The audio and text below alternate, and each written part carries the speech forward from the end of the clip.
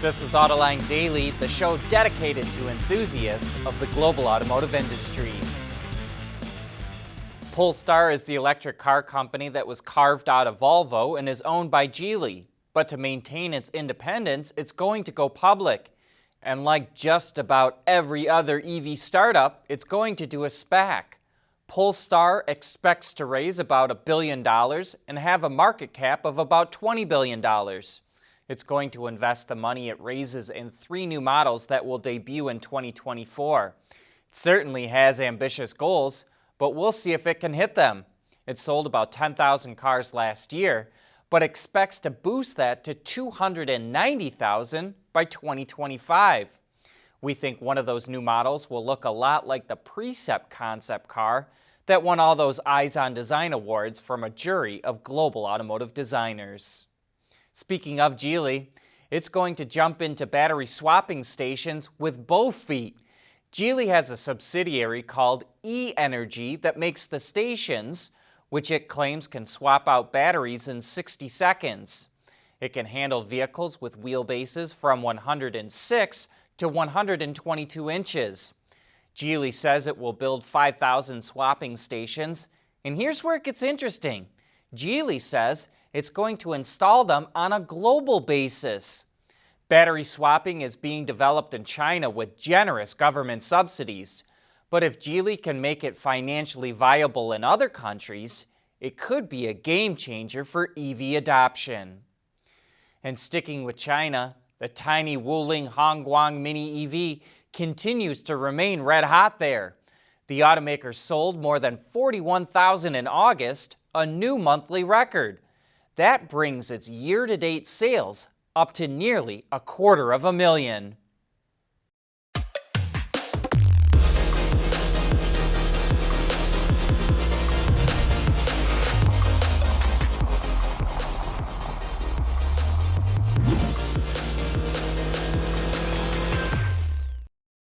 We want to know what drives your testing. OTA, connected car, diagnostics, remote testing. Intrepid Control Systems is here to help you work from anywhere. Intrepid Control Systems, driven by your data. Mobility is becoming electric, connected, and autonomous, just like the manufacturing world. But will always be one thing: a reliable partner for our customers.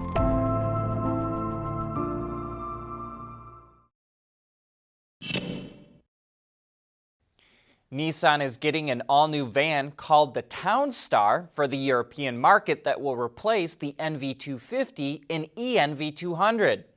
Once again, it will be offered as both gas and electric, as well as commercial and passenger versions, but it's now based on the Renault Group's CMF-C platform.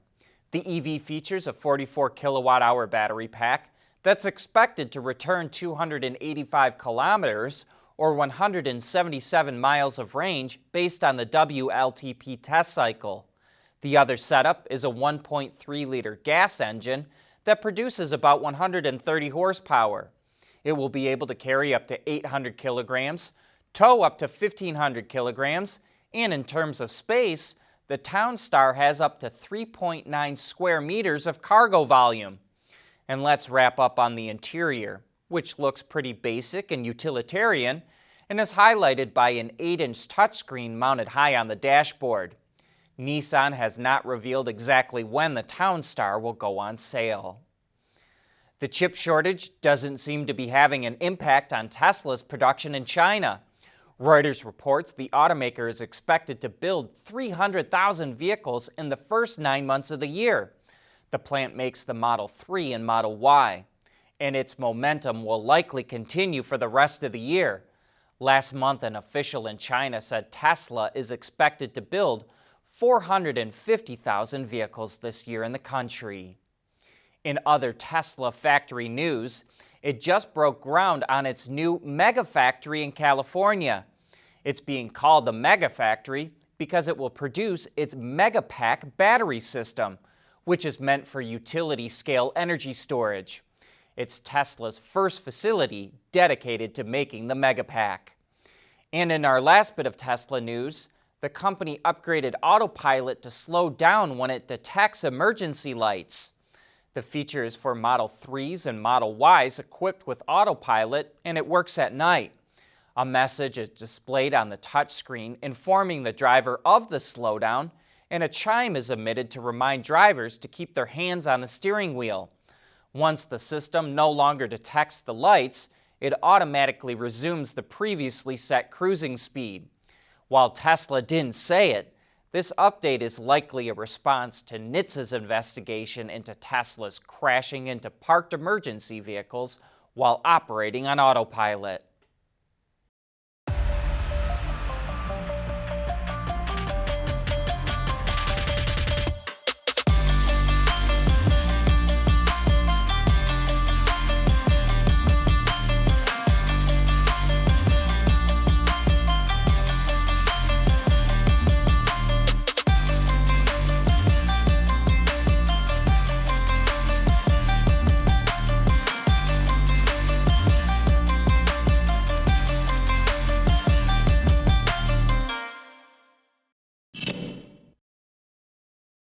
Tesla pioneered centralized computing in its cars years ago, and now the rest of the auto industry is trying to catch up.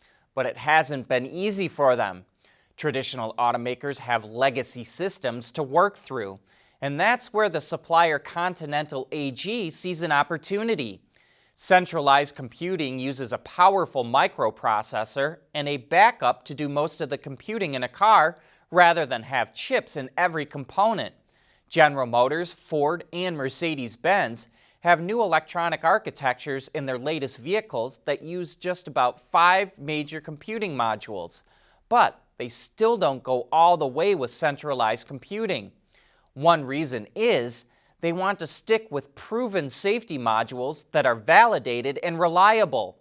Continental sees an opportunity to provide both complete centralized computing or middleware for the modules.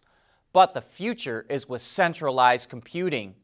Nikolai Setzer, the CEO of Continental, tells Autoline that, quote, "It's probably only a matter of time before traditional automakers go fully centralized." For a long time now, Ford has been a leading producer of police vehicles, so in order to stay at the head of the class, it's exploring all-electric, purpose-built law enforcement vehicles.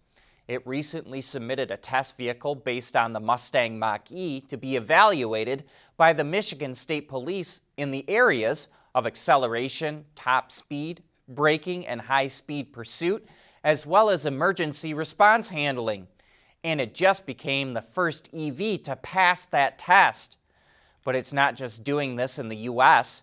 Ford has another right-hand drive Mach-E and Transit version in the UK's police fleet that has been tested, or there's plans to test, by a number of its forces. The Toyota Tundra's bold new face is headed to the racetrack. Here's the 2022 NASCAR Tundra Pro that's going to compete in NASCAR's Camping World Truck Series. Its first race will be at Daytona on February 18th. Wait, what? Autonomous race cars at Indy? That's right. The Indy Autonomous Challenge takes place at the Brickyard at the end of October, and that's going to be one of our topics on Autoline After Hours this Thursday. Also, Michael Sprague, who runs Lincoln in North America, will be on the show. So join John and Gary for an insider's view of what's going on in the automotive industry. But that's it for today. Thank you for tuning in.